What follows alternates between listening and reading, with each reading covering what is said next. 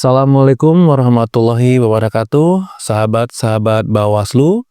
Dalam program Ngabuburit bersama Bawaslu, saya pada hari ini Senin 10 Maret 2025 akan mencoba mengulas terkait dengan tema politik hukum konstitusi tentang pemilihan umum. Jadi kurang lebih 7 menit ke depan saya akan coba untuk mengulas sedikit tentang politik hukum konstitusi tentang pemilihan umum. Tentunya ini menjawab pertanyaan ontologis bahwa mengapa pemilu itu penting untuk diselenggarakan dalam suatu bangunan negara.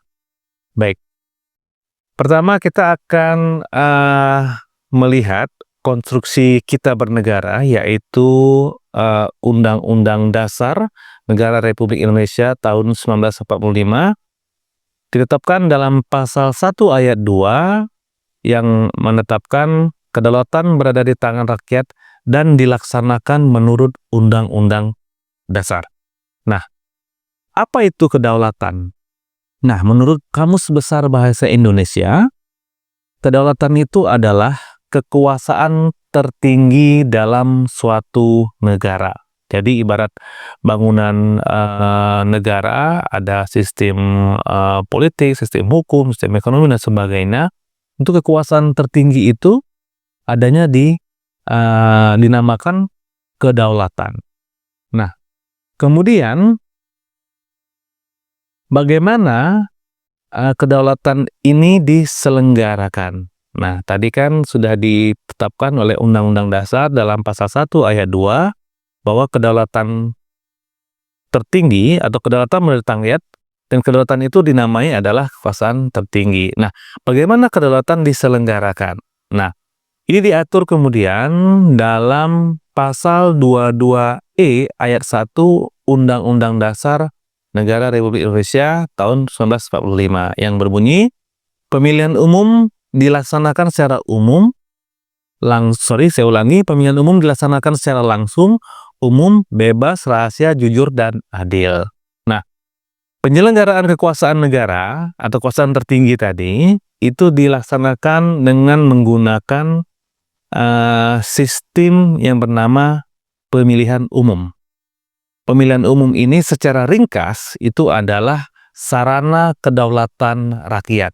Jadi pemilu itu definisi singkatnya itu adalah sebagai sarana kedaulatan rakyat, yaitu bagaimana mengkonstruksi kedaulatan yang ada di tiap individu yang hidup di suatu negara, di tiap individu manusia yang hidup dalam suatu negara, ditransfer kepada sejumlah orang untuk mengelola kedaulatan itu dalam bentuk kekuasaan, baik kekuasaan di eksekutif maupun kekuasaan di legislatif, untuk kemudian mengatur kehidupan bermasyarakat dan bernegara.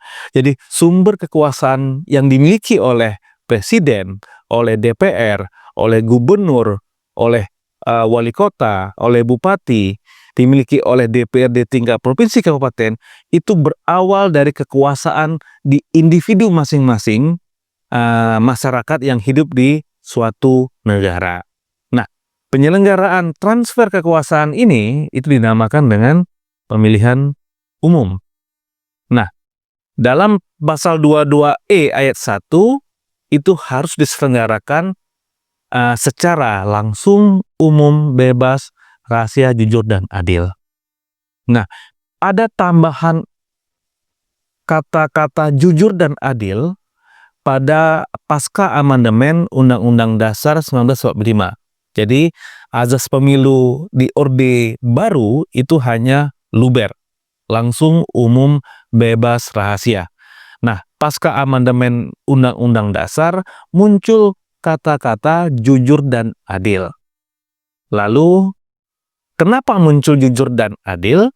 Nah, kalau kita baca naskah perdebatan amandemen 1-4 Undang-Undang Dasar 1945, bahwa tidak cukup pemilu hanya diselenggarakan secara langsung, umum, bebas, rahasia.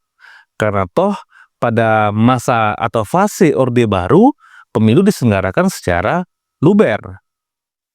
Yang dibutuhkan selain luber itu adalah pemilu yang tidak ada intervensi, pemilu yang tidak ada penggiringan dan sebagainya, yang kemudian dikristalkan menjadi butiran yang bernama jujur dan adil. Oke, lanjut ya.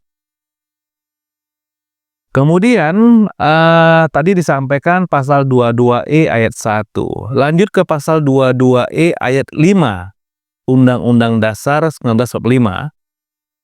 Pemilu diselenggarakan oleh suatu komisi pemilihan umum yang bersifat nasional, tetap, dan mandiri. Jadi pemilihan umum itu oleh konstitusi ditetapkan diselenggarakan oleh suatu komisi pemilihan umum yang bersifat nasional, tetap, dan mandiri. Nah, kita akan bicara dulu terkait dengan suatu atau frasa suatu komisi pemilihan umum. Berdasarkan putusan Mahkamah Konstitusi nomor 11 tahun 2010, kalimat atau frasa suatu komisi pemilihan umum tidak merujuk kepada satu atau sebuah institusi, akan tapi merujuk pada satu kesatuan fungsi penyelenggaraan pemilihan umum yang itu dimaknai oleh MK, lembaganya itu adalah KPU, Bawaslu, dan Dewan Kehormatan. Pada waktu itu tahun 2010 belum ada DKPP, baru ada Dewan Kehormatan KPU dan Dewan Kehormatan Bawaslu. Sehingga MK itu menafsirkan frasa suatu komisi pemilihan umum itu bukan merujuk kepada satu lembaga, tapi kepada 3 lembaga, satu kesatuan fungsi penyelenggaraan pemilihan umum.